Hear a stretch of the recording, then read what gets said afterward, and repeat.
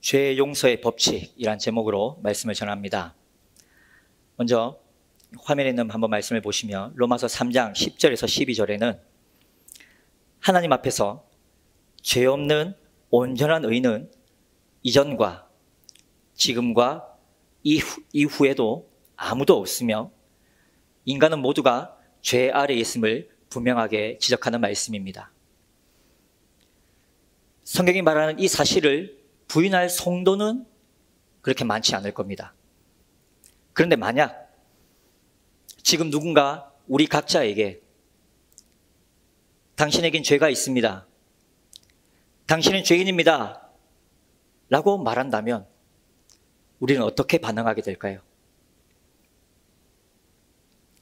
저는 그 질문을 들으면 말문이 확 막힐 것 같습니다. 그리고 얼굴이 붉어질 것 같고 몸에서 열이 날 것 같습니다. 어떻게 하면 이런 증상이 나는 거죠? 화가 난 게 아니라 부끄러워서 그렇습니다. 부끄럽다는 말은 내 양심이 그래, 네 말이 맞아 라고 인정한다는 것이겠죠. 그 이유는 제 안에서 여전히 꿈틀거리고 있는, 그리고 살아있는 바로 죄성 때문입니다. 예수님과의 인격적인 만남 후에 소명을 따라 살아가는 모든 이들을 괴롭게 하는 놈이 바로 죄성입니다.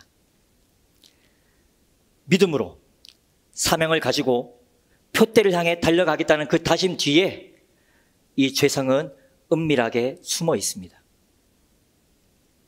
하나님께 영광이 되고 사람들을 위로하면서 참된 예배자가 되기 위한 몸부림을 치는 그 삶 뒤에도 죄성은 교묘하게 가려져 있습니다.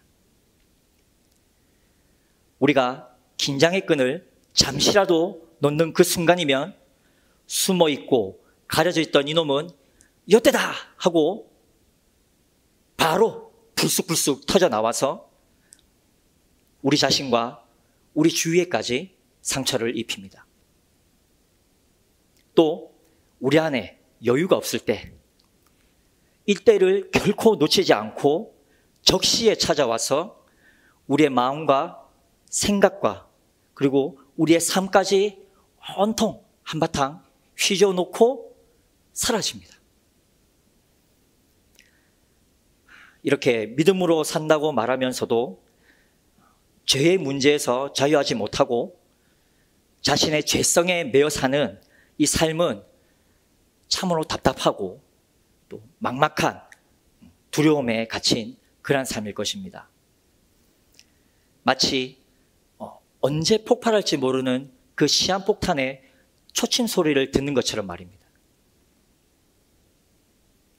이러한 불안과 답답함에서 해방되려면 우리는 죄가 언제 어디서부터 어떻게 시작됐는지, 그리고 그 죄성이 지금 내 안에서 어떻게 작용하고 있는지, 그리고 아무리 숨기려 해도 내면과 외면으로 결국에는 드러날 수밖에 없는 이 죄의 해결책은 무엇인지를 말씀을 통해서 우리는 분명하게 배워야 합니다. 오늘 주신 이 말씀을 묵상하면서 우리 자신의 깊숙한 곳에 남아있고 또 숨겨져 있고 가려져 있는 이 죄성을 분명하게 직시하고 우리가 하나님 앞에서 여전히 죄성을 가진 죄인임을 겸손하게 인정하길 원합니다. 그리고 지금도 자신과 주위를 괴롭게 하는 이 죄성을 가진 우리를 예수 그리스도의 죽음과 부활을 통해 자유케 하시고 용서하시고 회복시키셔서 하늘의 자녀 삼아주신 하나님의 놀라운 그 계획과 그 은혜의 깊이를 다시 한번 확실하게 깨닫길 원합니다. 오늘 우리가 읽은 이 창세기 본문, 창세기 3장은 하나님의 창조 세계에 죄가 처음 들어온 경위와 이에 대한 하나님의 반응을 다루면서 원죄에 대해서 집중적으로 조명하고 있습니다. 하나님께 지음받은 첫 사람이 어떻게 죄인이 되었는지, 그리고 그 죄의 결과는 무엇이며 죄인인 인간이 어떻게 용서받고 하나님과의 관계가 회복되었는지 가르쳐 주는데요. 오늘 그 내용을 한번 자세히 살펴보려 합니다. 근데 그 전에 먼저 창세기 1장 24절에서 2장 마지막까지 나타난 하나님이 지으신 이 첫 사람의 특징을 한번 짚고 가야겠습니다.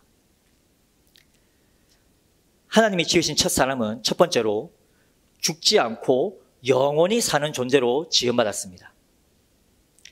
즉, 죽음을 모르는 존재로 창조되었다는 말입니다.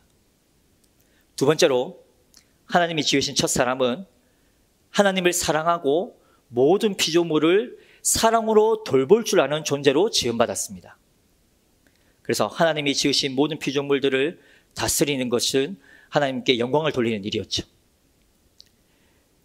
하나님이 지으신 창조세계는 하나님이 보시기에 선하고 좋은 것들로 충만했으며 첫사람은 그것들을 하나님의 말씀에 합당하게 잘 지키고 다스렸다는 말입니다. 그리고 세 번째로 하나님이 지으신 첫사람은 하나님의 형상을 닮아서 완전한 자유의지를 가진 존재로 지음받았습니다. 자, 근데 이 세 가지 특징들에서 우리가 더 자세히 살펴보아야 할 포인트는 바로 여기 자유의지에 있습니다.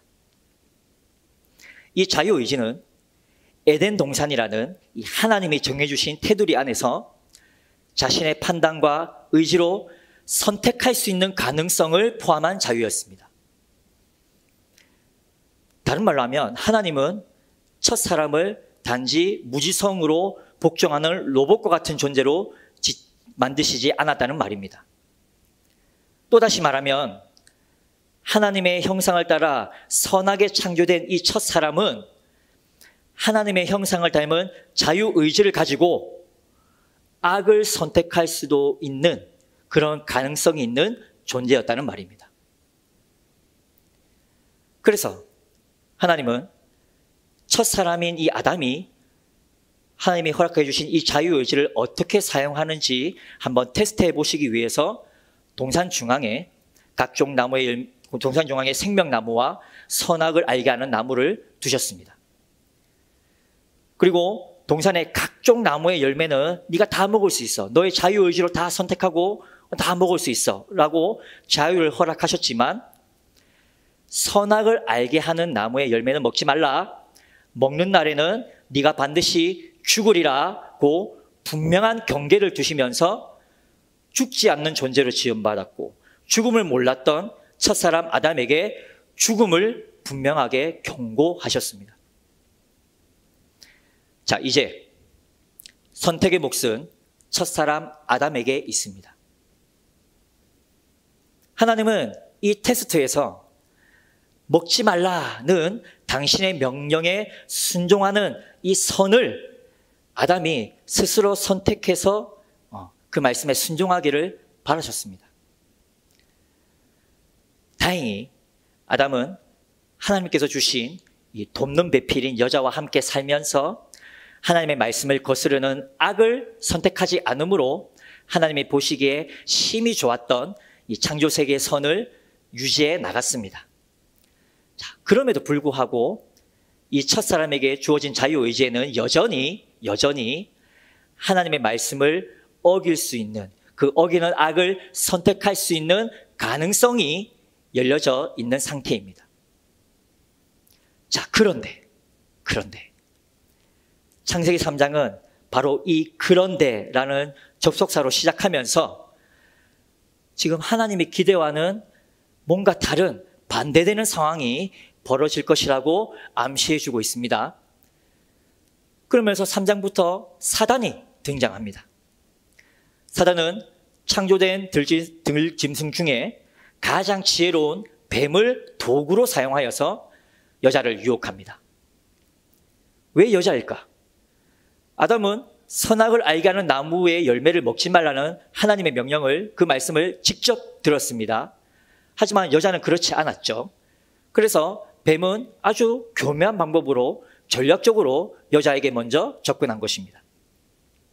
자, 그럼 여기서 사단이 어떻게 사람을 유혹하는지 한번 잘 보십시오. 첫 번째로 사단은 이 사람의 마음속에 의심의 씨를 심습니다.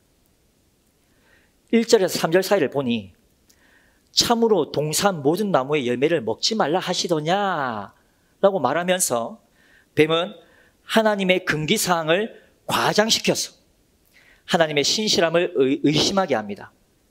진짜로 그랬어? 야, 그거 진짜야? 참이야? 참말이야? 우리도 누군가가 어떠한 명제와 사실을 가지고 그거 진짜가 계속 묻는다면 우리도 이렇지 않습니까? 예. 그리고 심판에 대한 말씀의 거룩성과 타당성을 공격하라는 의도를 가지고 간교하지만 말도 안 되는 질문으로 여자의 관심을 말씀의 전체보다 말씀의 한 부분에 집중시킵니다. 모든 나무의 열매를 다 먹지 말라고 하셨냐? 모든 나무의 열매? 이 질문에 대한 여자의 반응은 동산 모든 나무의 열매를 먹을 수 있게 허락하신 그 하나님의 명령은 인정했습니다. 하지만 먹지 말라고 명한 나무의 이름은 밝히지 않고 있습니다. 심지어 그것을 만지지도 말라 하셨다고 없는 말을 첨가했습니다. 또 죽을까 하노라고, 즉 죽음이 뒤따를지도 모른다는 말로써 먹으면, 불순종하면 반드시 죽는다고 하셨던 심판의 말씀을 약화시킵니다. 이처럼 분명한 말씀이 주어져도 잠깐의 유혹에 하나님의 말씀을 의심하고 그 말씀의 진의를, 참 의미를 흐리는 것이 바로 우리들입니다. 그거 진짜가 확실하나? 다시 한번 잘 봐봐. 이 말이 그 말이가. 야, 항상 예외는 있잖아 라는 이러한 유혹에 그런가? 그런 뜻인 것 같기도 해. 그래, 아마 그럴 거야 라는 이러한 의식의 흐름 속에서 자신의 생각으로 말씀을 빼거나 또 말씀을 더해서 분명한 하나님의 심판의 말씀을 약화시키며 유혹에 끌려가는 것이 바로 우리임을 보여주고 있습니다. 자, 두 번째로 사단은 속임수로 하나님을 거짓말하는 자로 만듭니다. 4절과 5절을 보니 하나님의 분명한 심판의 말씀을 약화시킨 이 여자의 대답에 뱀은 곧바로 너희가 결코 죽지 아니하리라 라고 하나님의 말씀과 정반대의 말을 하고 있습니다. 이어서 하나님은 너희가 그것을 먹는 날에는 눈이 밝아져서 하나님과 같이 될 줄 알고 계셨어 라고 하나님의 동기를 왜곡시킵니다. 그것을 먹는 날에 눈이 밝아진다라는 이 뱀의 말은 거짓이 아닙니다. 이것은 맞는 말입니다. 그러나 눈이 밝아져서 아담과 여자가 자신들의 벌거벗었음을 보게 될 것은 뱀은 말하지 않았습니다. 이 눈이 밝아져서 벌거벗었음을 본다라는 이 말은 말씀을 어긴 자신들의 죄악을 훤히 보게 된다는 말입니다.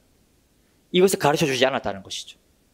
또한 아담과 여자는 그 열매를 먹었습니다. 하지만 결코 하나님과 같이 되지 못했습니다. 그리고 그 열매를 먹은 결과는 하나님과의 관계가 끊어지고 사람과 사람과의 관계도 끊어지고 영과 육체가 분리되는 분명한 죽음이었습니다. 결국 하나님이 아니라 사단이 그들을 속인 겁니다. 그런데도 여자는 지금 뱀에게 속고 있다는 것을 전혀 알지 못합니다. 이처럼 우리도 사단의 속임수에 얼마나 많이 넘으십니까? 특히 사단은 말씀으로도 우리를 속입니다. 이 속임수는 하나님의 사랑과 인애와 자비와 긍휼만을 들이대면서 죄의 심판과 결과에 대한 하나님의 공의와 그 경고의 메시지에서 우리의 눈과 귀를 멀게 합니다. 부디 이 광명의 천사를 가장한 사단의 달콤한 거짓에 속지 않으시기 바랍니다. 그리고 회개하라, 돌이키라는 말씀에도 우리가 동일하게 귀를 기울여서 그 말씀 앞에 항상 자신을 치고 점검하고 돌아봐야겠습니다. 세 번째로, 사단은 사람 가운데 욕망을 일으켜서 하나님의 의지에 불순종하게 합니다. 6절을 보니 뱀의 말을 듣고 여자의 마음에는 하나님처럼 지혜로워지려는, 곧 하나님과 같이 되려는 욕심이 생겼습니다. 이 욕망을 가지고 선악을 알게 하는 열매를 바라보니까 와, 얼마나 먹음직스럽고 얼마나 보암직하며 얼마나 탐스러웠는지 모릅니다. 여기에서 요한일서 2장 16절에 나타나는 육체적 유혹의 세 가지가 나타납니다. 이 먹음직함은 하나님의 뜻에 반대되는 것을 하고자 하는 욕망, 즉 먹음직스러운 그 열매를 먹고자 하는 욕망입니다. 이것이 곧 육신의 정욕입니다. 보암직함은 하나님의 뜻으로부터 벗어난 것을 갖고자 하는 욕망, 즉 그 열매를 소유하고 싶은 욕망을 말합니다. 이것이 안목의 정욕입니다. 지혜롭게 할 만한 이 탐스러움은 하나님의 뜻으로부터 벗어난 것이 되고자 하는 욕망, 곧 하나님처럼 지혜로워지려는 것, 바로 이것이 이생의 자랑입니다. 여자는 결국 자유의지를 사용해서 그 열매를 직접 따먹었습니다. 하나님의 말씀을 직접 들은 아담도 여자가 주는 열매를 자기의 자유의지로 거리낌 없이 덥석 받아 먹었습니다.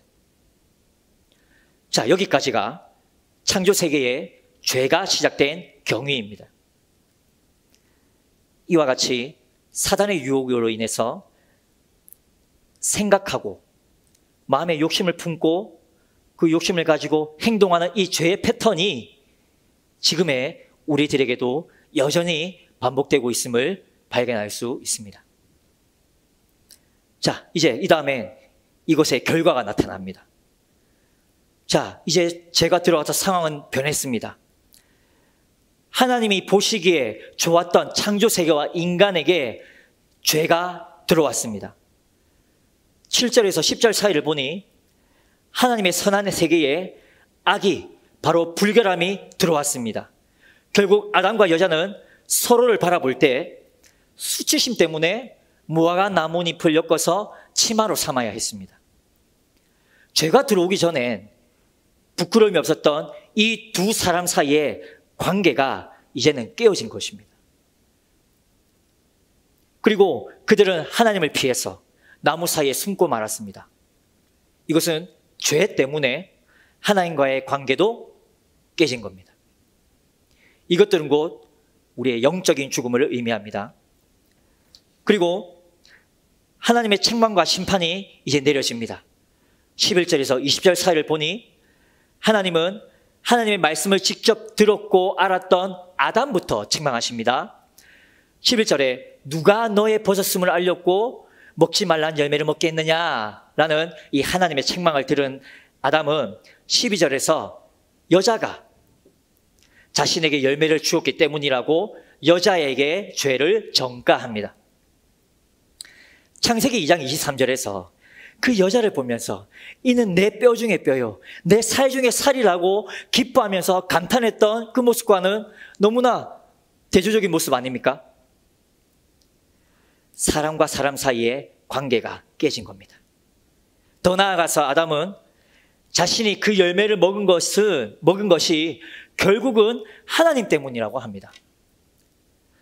하나님이 주셔서 나와 함께 있게 하신, 즉 나는 가만히 있었는데 여자가 나한테 먹으라고 줬어요. 그런데 그 여자는 하나님이 만드셨잖아요. 하나님이 만들지 않으셨으면 내가 받아 먹었을 일도 없지 않습니까? 결국 그 여자를 만든 하나님 잘못 아닙니까? 라는 말입니다. 사람들이 만사의 최종적인 이 책임을 하나님께 돌리는, 하늘에 돌리는 그 습성이 이미 여기에서 출발된 것인지도 모르겠습니다. 그럼 여자는 어떻게 반응했을까요? 13절을 보니 뱀이 나를 깨물어 라고 역시 뱀에게 죄를 전가합니다. 여자는 자신이 뱀에게 철저하게 속은 줄을 이제서야 깨달았습니다. 사단의 교묘하고 치밀한 이 유혹이 자신의 욕망과 맞아떨어졌을 때 자신을 합리화하고 자신의 선택에 정당성을 부여했던 여자였지만 결국 유혹으로 인해 자기 욕망에 자기 스스로가 속은 줄을 뒤늦게야 깨달은 겁니다. 자, 이제 뱀의 차례입니다. 그런데 하나님은 아담과 여자에게 하신 것처럼 너 왜 그랬어? 라고 먼저 묻지 않으시고 뱀에게는 바로 네가 이렇게 하였으니 라고 즉각적으로 벌을 내리십니다. 여기에서 처음으로 수명에 대한 언급이 나옵니다. 14절에 살아있는 동안이라는 이 말은 언젠가는 죽을 것이라는 뜻이 담겨 있죠. 결국 사람의 범죄로 이 하나님의 피조 세계에 죽음이 들어오게 된 것을 보여주는 겁니다. 이어서 15절에서 하나님은 뱀이 여자의 후손에게 머리가 상하여 파멸될 것을 말씀하십니다. 이 말씀은 뱀에게는 심판의 말씀이지만 인류와 다른 피조물들에게는 구원의 소식이기도 합니다. 왜냐하면 이 구절에 나타난 이 여자의 후손은 후에 다윗의 자손으로 태어나실 예수님을 말하는 것이고 예수님이 사단을 멸하신다는 복음이 바로 이 말씀에 담겨 있기 때문입니다. 이렇게 복음은 이미 창세기에 이미 선포되었습니다. 그래서 학자들은 이 창세기 3장 15절을 원시복음이라고 이름을 붙여준 겁니다. 자, 하나님의 심판은 이제 여자에게 이어집니다. 16절에 여자에게는 해산의 고통을 더하셨습니다. 그리고 남편과 아내 사이에 끊임없이 서로를 지배하려는 다툼이 있을 것을 암시하셨습니다. 자, 그런데 아담에게 주어진 심판은 모든 피조물에게까지 영향을 미치는 광범위한 심판이었습니다. 17절과 18절 상반절을 보니까 땅이 아담으로 말미암아 저주를 받습니다. 여기서 땅은 우리가 받는 이 땅만을 말하는 것이 아니라 모든 피조물들을 대변합니다. 그래서 로마서 8장 19절과 22절 사이에서 나타난 대로 모든 피조물 또한 허무함과 썩어짐에서 영광의 자유를 바라며 기다리고 있다고 말을 하는 겁니다. 18절 후반절과 19절을 보니 아담이 받은 심판은 노동입니다. 그런데 타락하기 전에도 노동했습니다. 일했습니다. 하지만 타락하기 전에 노동은 만물을 다스리는 일로서 하나님의 말씀대로 그것을 다스리고 가꾸는 일로서 영광스러운 일이었거든요. 그러나 타락한 후에는 이 노동이 단지 생계수단으로 전락해버리고 만 것입니다.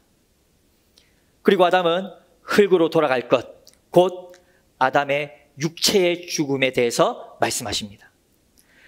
아담은 이때부터 하나님과 단절되고 육체와 영혼이 분리되는 진짜 죽음의 의미를 알게 되었습니다.